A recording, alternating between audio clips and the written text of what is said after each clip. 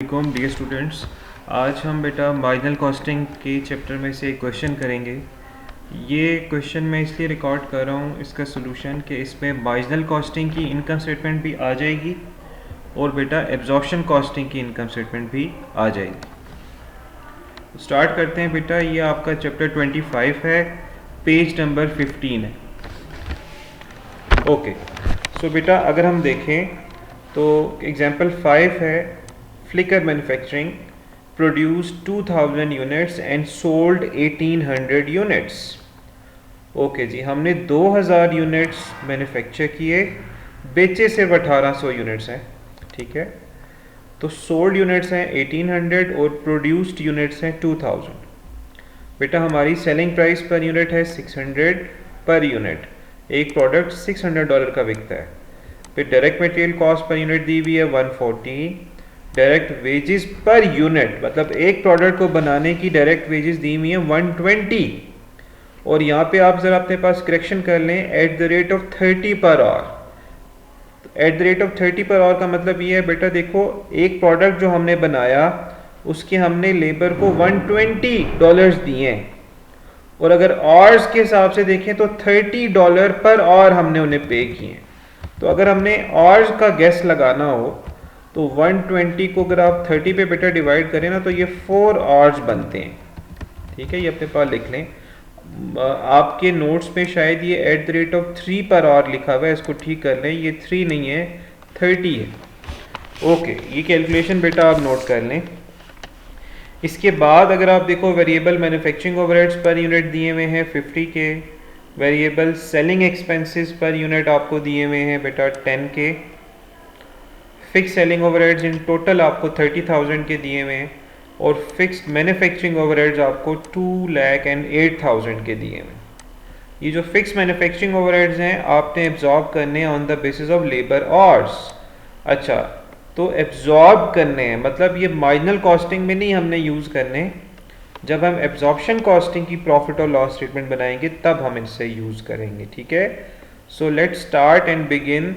देखो बेटा, हमने प्रॉफिट और लॉस स्टेटमेंट बनानी है मार्जिनल कॉस्टिंग से, उसके बाद हम प्रॉफिट और लॉस स्टेटमेंट बनाएंगे एब्जॉर्प्शन कॉस्टिंग से, और फिर इन दोनों के नेट प्रॉफिट्स जो आए हैं उनको रिकंसाइल कर लेंगे। चले बेटा, अगर आपको मार्जिनल कॉस्टिंग की प्रॉफिट और लॉस स्टेटमेंट बनानी है तो उसका फॉर्मेट बेटा आपको याद होना चाहिए। ये क्वेश्चन मैं क्लास में करा चुका हूँ। देखो ये मार्जिनल कॉस्टिंग का फॉर्मेट है प्रॉफिट और लॉस स्टेटमेंट बनाने का। सो हम इसको फॉलो करेंगे। ठीक है, आप इसका स्क्रीनशॉट बेशक ले लो ताकि आप इसको यूज़ कर सको क्वेश्चन सॉल्व करने के लिए। ओके, सो इफ़ वी सी हमारे पास यहाँ पे क्वेश्चन है बेटा, अब हम इसको साथ साथ सॉल्व करते हैं। तो फर्स्ट ऑफ ऑल हमने क्या लेनी होती है बेटा, हमने लेनी होती है सेल्स। तो अगर हम इस क्वेश्चन में देखें तो हम कितने यूनिट्स बेटा बेच रहे हैं, 1800 यूनिट्स बेच रहे हैं। ठीक है, तो हम यहाँ लिखेंगे 1800 यूनिट्स मल्टीप्लाई बाय, और एक यूनिट की प्राइस कितनी है बेटा, $600। तो आप $600 से मल्टीप्लाई कर दें। ओके, अब हम देखते हैं कि हमारे पास ये क्या आता है। तो we have this 1800 multiply by 600, तो बेटा ये आ जाता है 1080000। ठीक हो गया जी। अच्छा, अब आगे चलते हैं। तो अगर हम देखें तो सेल्स के बाद हमने लेनी होती है cost of sales. Cost of sales, ठीक है, सॉरी मार्जिनल कॉस्टिंग है। तो बेटा हम लेस करेंगे इसमें से variable cost of sales. Variable cost of sales को आप मार्जिनल कॉस्ट ऑफ सेल्स भी कह सकते हो। उसमें बेटा पहली चीज़ होती है opening inventory. Normally opening inventory question में नहीं दी होती। अगर ओपनिंग इन्वेंट्री यूनिट्स दिए भी होंगे तो उनकी कॉस्ट भी वो आपको बताएगा कि इनको किस कॉस्ट से आपने लेना है। ओके बेटा, फिर इसके बाद ओपनिंग इन्वेंट्री में बेटा हमने ऐड करनी होगी वेरिएबल प्रोडक्शन कॉस्ट। अब वेरिएबल प्रोडक्शन कॉस्ट, अगर हम अपने प्रोडक्शन यूनिट्स को देखें तो वो 200 यूनिट्स आपने प्रोड्यूस किए हैं, तो 2000 यूनिट्स आपने प्रोड्यूस किए हैं, तो 2000 यूनिट्स आ गए मल्टीप्लाई बाय, अब आपने देखना है कि आपकी variable production cost per unit क्या है। तो variable production cost per unit मैंने आपको बोला था बेटा 4 चीज़ें हम ऐड करते हैं तो आती हैं। उसमें पहली चीज़ होती है डायरेक्ट मटेरियल, फिर होता है डायरेक्ट लेबर, फिर होता है डायरेक्ट एक्सपेंसेस और फिर होता है वेरिएबल मैन्युफैक्चरिंग ओवरहेड्स। तो ये एरिया जो अगर आप देख रहे हो बेटा, इनको अगर हम ऐड करेंगे तो हमारे पास variable production cost per unit आ जाएगी। तो मैं इनको ऐड कर लेता हूँ अपने पास, आप इसकी साइड वर्किंग भी कर सकते हो। 140 प्लस 120 प्लस 50, मतलब एक यूनिट को बनाने की वेरिएबल प्रोडक्शन कॉस्ट बेटा आ रही है $310। अब इस क्वेश्चन में डायरेक्ट एक्सपेंसेस नहीं दिए हुए, अगर दिए होते तो वो भी मैं ऐड करता। तो बेटा 310 हमारे पास आ गया। अब 310 को हम मल्टीप्लाई करेंगे 2000 के साथ, तो हमारे पास ये आ रहा है 620,000। ओके, अब बेटा फॉर्मेट हमें ये कहता है कि हमने इसमें से क्लोजिंग इन्वेंट्री माइनस करनी है। तो क्लोजिंग इन्वेंट्री देखें कैसे निकालेंगे हम। आपने प्रोड्यूस किए 2000 यूनिट्स और बेचे हैं आपने 1800 यूनिट्स, तो बेटा 200 यूनिट्स जो हैं ये आपकी क्लोजिंग इन्वेंट्री है। आपने इसको उसी variable production cost per unit से मल्टीप्लाई करना है जो आपने प्रोडक्शन के लिए यूज़ की थी। 310 का एक प्रोडक्ट बन रहा था, तो क्लोजिंग इन्वेंट्री में भी आपने 310 लेना है। सो 200 को आप मल्टीप्लाई करें 310 से, तो बेटा ये आ जाएगा 62,000। ओके, सही हो गया। अच्छा बेटा, यहाँ तक आई थिंक आपको क्लियर है। अब आगे चलते हैं। अब बेटा मार्जिनल कॉस्टिंग में एक चीज़ का ख्याल करना है कि क्लोजिंग इन्वेंट्री माइनस करके आपने सामने नहीं लिखनी होती, मतलब यहाँ नहीं लिखनी, ठीक है, आपने इसको नीचे लिखना है, यहाँ पे लिखना है। तो 6,20,000 आ रहा है, इसमें से आप 62,000 माइनस कर दें तो 558,000 आ जाएगा। ज़बरदस्त।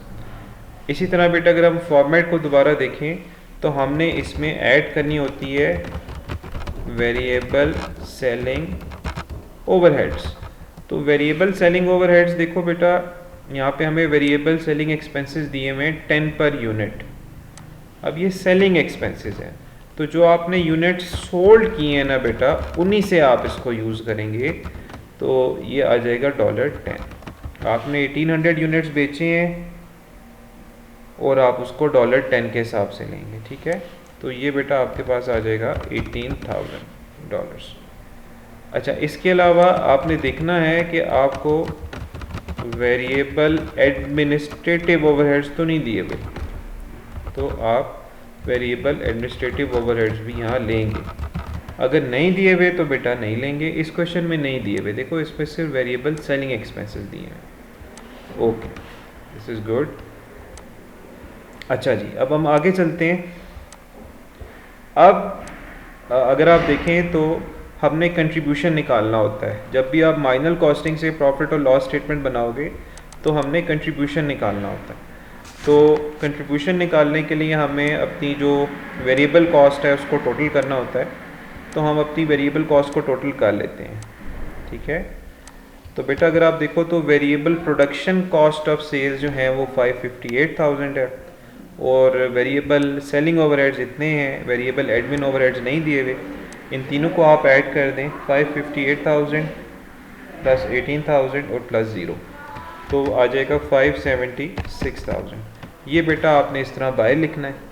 तो अब हमारे पास सेल्स की ये अमाउंट है $180,000 ये हमारी सेल्स हैं, और जो टोटल वेरिएबल कॉस्ट है बेटा वो ये है 5,76,000। जब आप इसमें से ये माइनस करेंगे तो आपके पास बेटा क्या आ जाएगा, आपके पास आ जाएगा कंट्रीब्यूशन, ठीक है। तो अब हम ये देख लेते हैं क्या आता है जी। तो ये आ रही है 504,000, this is our contribution. Minor costing में जो पहला प्रॉफिट हम निकालते हैं उसे कंट्रीब्यूशन कहते हैं। एब्जॉर्प्शन कॉस्टिंग में जो हम पहला प्रॉफिट निकालते हैं उसे ग्रॉस प्रॉफिट कहते हैं। तो यू कैन से कि contribution is a kind of gross profit. अब अगर हम फॉर्मेट को देखें तो कंट्रीब्यूशन में से बेटा अब हमने फिक्स कॉस्ट को माइनस करना है। तो अब आप इसमें से लेस करेंगे फिक्स्ड प्रोडक्शन ओवरहेड्स। तो फिक्स प्रोडक्शन ओवरहेड्स को हम फिक्स मैन्युफैक्चरिंग ओवरहेड्स भी कह सकते हैं। ये बेटा आपको दिए हुए 208,000, तो यहाँ पे आप लिखेंगे 208,000। ओके, फिर इसके अलावा बेटा अब आपने बाकी ओवरहेड्स को भी लेस करना है फिक्स्ड वाले। अब यहाँ पे देखो फिक्स सेलिंग ओवरहेड्स आपको दिए हुए 30,000 के दिए हुए, तो यहाँ पे हम लिखेंगे फिक्स्ड सेलिंग ओवरहेड्स 30,000। अच्छा, इसके अलावा बाज़ात क्वेश्चन में आपको फिक्स्ड एडमिनिस्ट्रेटिव ओवरहेड्स भी दिए हो सकते हैं। वो इस क्वेश्चन में जो अभी हम सॉल्व कर रहे हैं इस एग्जांपल में नहीं है, अगर हो तो आप यहाँ ले लें। अब बेटा आपने सारी फिक्स ओवरहेड्स या फिक्स्ड एक्सपेंसेस एक जगह लिख लिए हैं। अब आप इनको टोटल करेंगे और इसको कंट्रीब्यूशन में से माइनस कर देंगे, ठीक है। सो अगर हम देखें तो यहाँ पे इनका आ जाएगा और फिर फाइनली हमारे पास नेट प्रॉफिट आ जाएगा। तो हमारे पास जो टोटल फिक्स ओवरहेड्स आ रहे हैं वो 238,000 के आ रहे हैं जी। तो इसमें से लेस कर दें 2,66,000। बेटा ये हमारे पास आ जाएगा नेट प्रॉफिट। इसी नेट प्रॉफिट को कैलकुलेट करने के लिए हमने ये सारी स्टेटमेंट बनाई है। नेट प्रॉफिट को आप बेटा प्रॉफिट फॉर द ईयर भी कह सकते हो।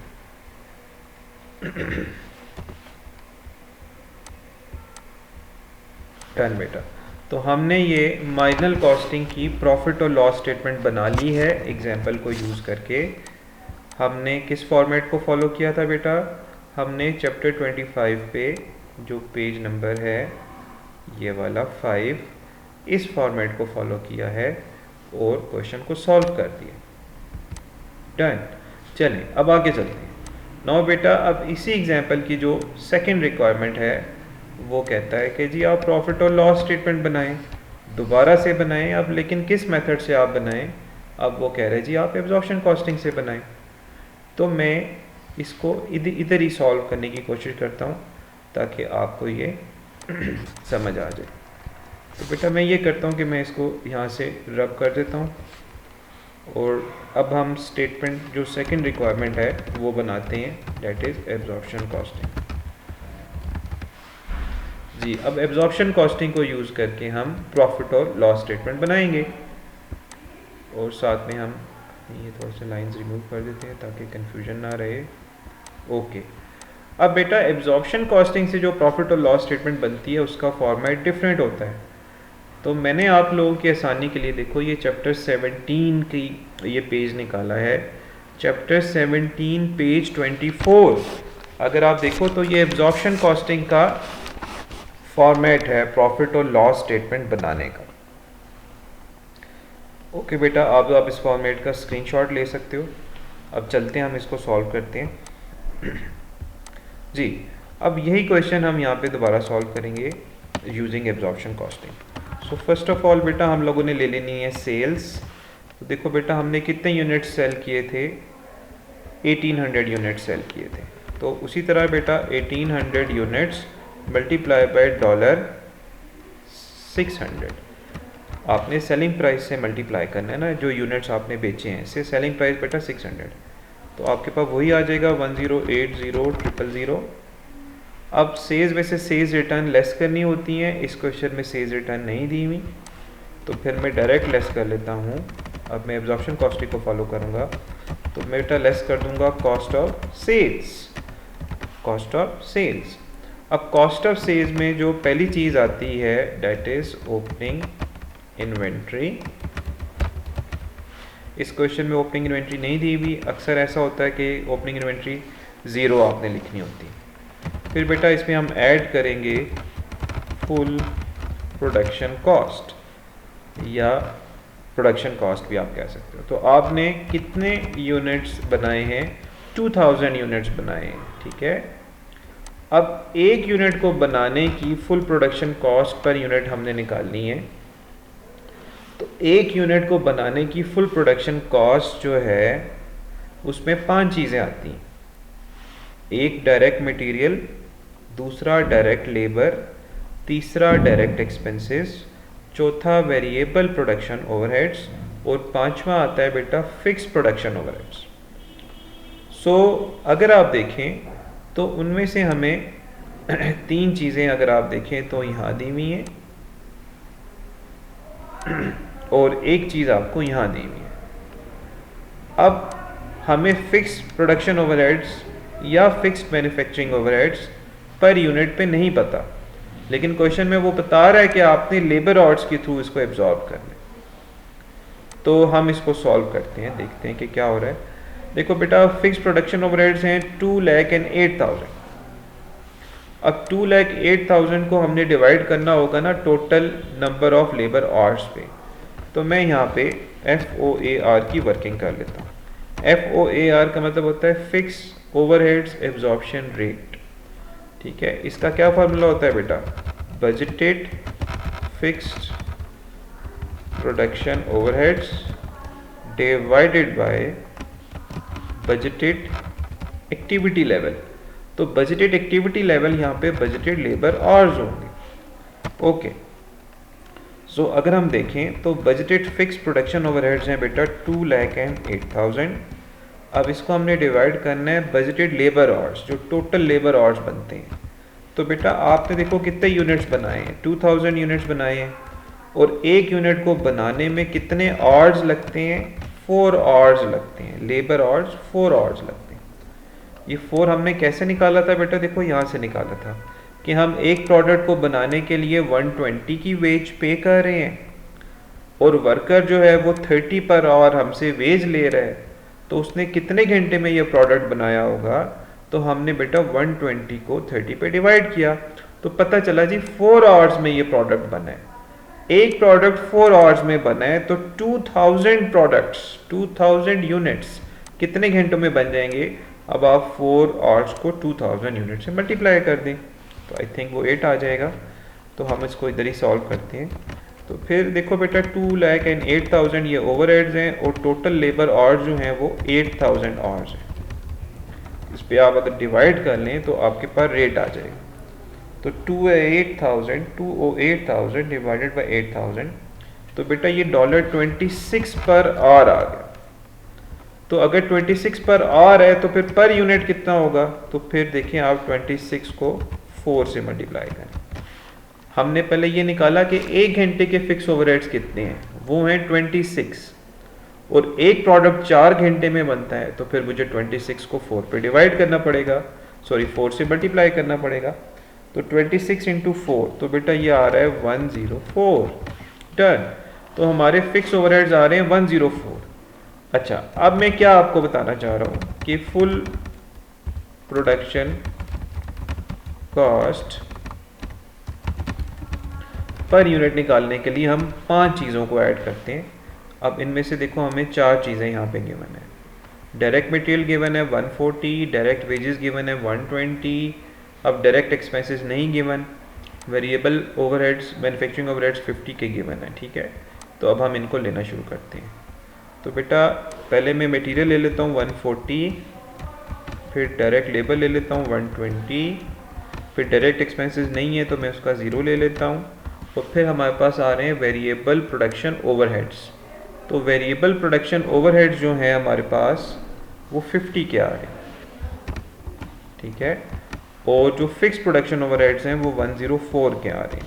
तो बेटा आप इन सबको ऐड करेंगे 140 प्लस 120 प्लस 0 प्लस 50 प्लस 104।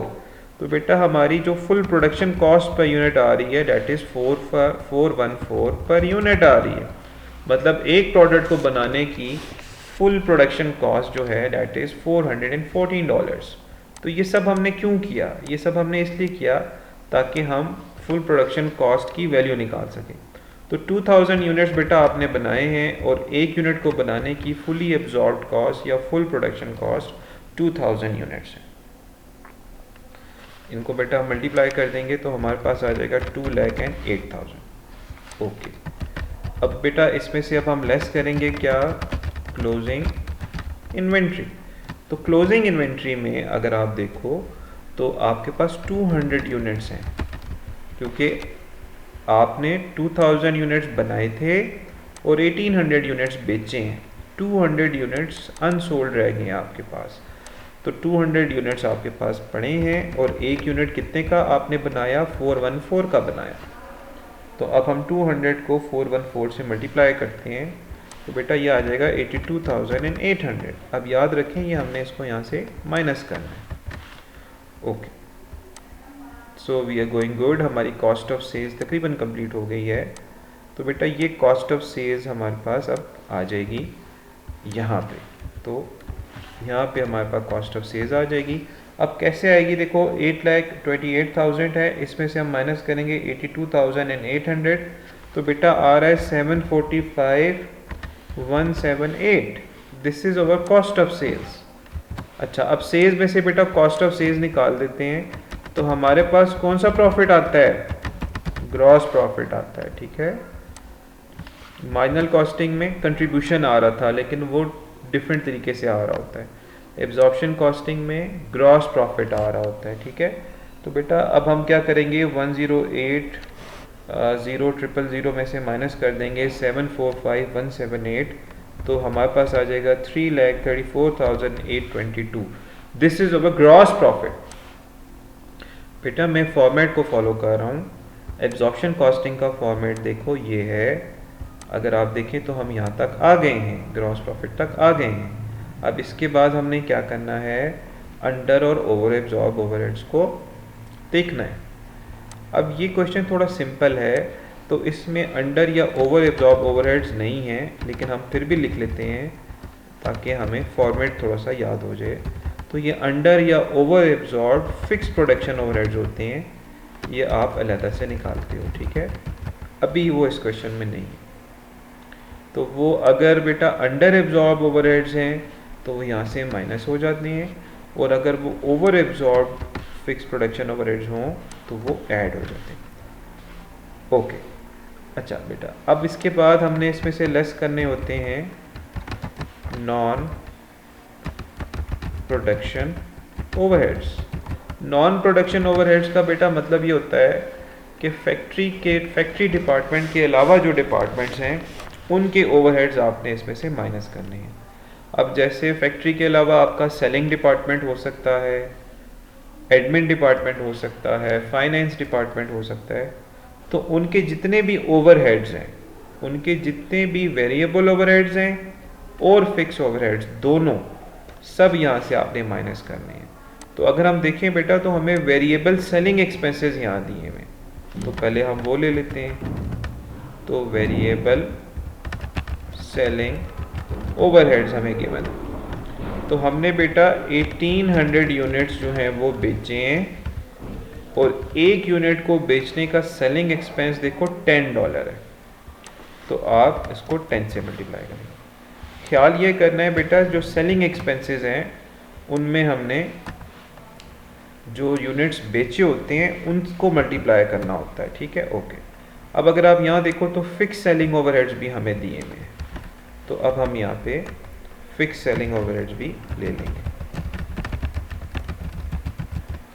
तो फिक्स सेलिंग ओवरहेड्स जो हैं वो हमें 30,000 के गिवन है।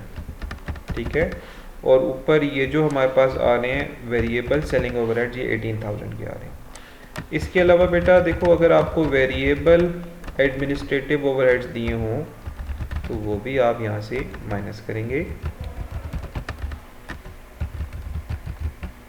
वो इस क्वेश्चन में हमें आई थिंक नहीं दिए हुए, लेकिन मैं लिख रहा हूँ ताकि आपको याद हो जाए।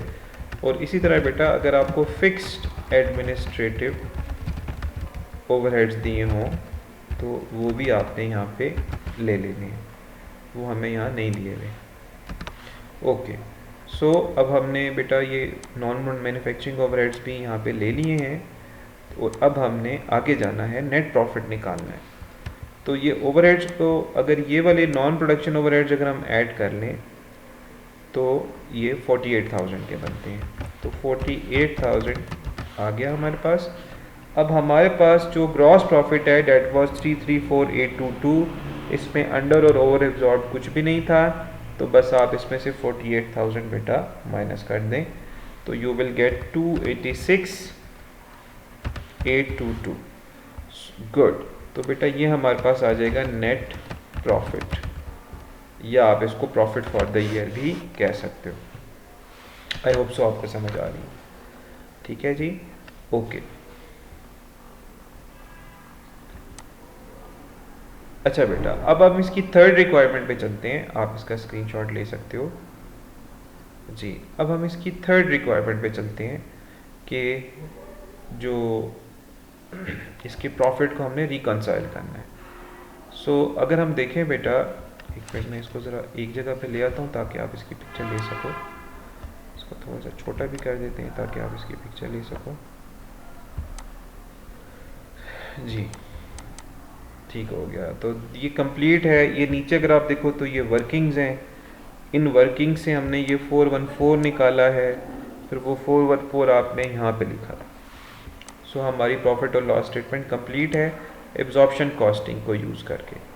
अब बेटा हमने प्रॉफिट को रिकंसाइल करना होता है।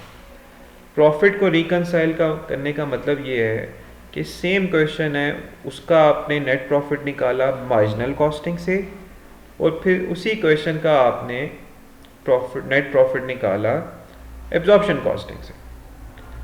दोनों के प्रॉफिट्स में फ़र्क आता है, दोनों के प्रॉफिट्स डिफरेंट होते हैं। वो क्यों डिफरेंट होते हैं? क्योंकि आपको पता है कि मार्जिनल कॉस्टिंग में हम फिक्स प्रोडक्शन ओवरहेड्स को कॉस्ट ऑफ अ प्रोडक्ट में शामिल करते हैं। सॉरी, कि एब्जॉर्प्शन कॉस्टिंग में, मैं रिपीट कर रहा हूँ, शायद मैं गलत बोल गया। एब्जॉर्प्शन कॉस्टिंग में हम 5 कॉस्ट को ऐड करके कॉस्ट पर प्रोडक्ट निकालते हैं, जिसमें फिक्स प्रोडक्शन ओवरहेड्स भी शामिल होते हैं। फिक्स प्रोडक्शन ओवरहेड्स के लिए हम FOAR निकालते हैं और फिर देखते हैं कि एक प्रोडक्ट में फिक्स प्रोडक्शन ओवरहेड्स कितने शामिल करने।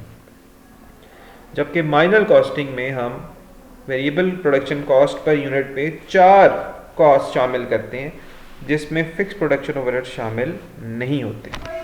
सो अब हम इनको कैसे रिकंसाइल करेंगे? देखो बेटा, तो सबसे पहले आप यहाँ पे ले लें नेट प्रॉफिट एब्जॉर्प्शन कॉस्टिंग से। अब नेट प्रॉफिट एब्जॉर्प्शन कॉस्टिंग से जो बेटा आपका आ रहा है वो आ रहा है, देखो 286,822। तो हम यहाँ पे लिखेंगे 286,822। अच्छा, अब दोनों प्रॉफिट्स में जो फर्क होता है ना, वो किसके इक्वल होता है? Change in inventory multiply by FOAR। कि आपकी जो इन्वेंट्री में चेंज आ रहा है, अगर हम उसको FOAR से मल्टीप्लाई कर दें तो जो अमाउंट बनेगी वो डिफरेंस होगा दोनों के प्रॉफिट्स में। तो चेंज इन इन्वेंट्री का क्या मतलब है? कि आपकी ओपनिंग इन्वेंट्री और क्लोजिंग इन्वेंट्री में कितना डिफरेंस है। अब अगर आप इस क्वेश्चन में देखें तो ओपनिंग इन्वेंट्री 0 थी, लेकिन अगर आप क्लोजिंग इन्वेंट्री यूनिट्स देखें तो वो 200 यूनिट्स हैं। मतलब ओपनिंग इन्वेंट्री हो गई 0 और क्लोजिंग इन्वेंट्री हो गई 200 यूनिट्स। तो चेंज इन इन्वेंट्री जो है बेटा वो 200 यूनिट्स है। अब हमने इसको मल्टीप्लाई करना है FOAR पर यूनिट से। तो FOAR पर यूनिट अगर आप देखें तो $104 बनता है। वैसे तो हमने FOAR पर R निकाला है जो कि $26 पर आवर है, लेकिन एक प्रोडक्ट को बनाने में 4 घंटे लगते हैं। तो मैंने एक प्रोडक्ट का जो OAR निकाला वो 104 था।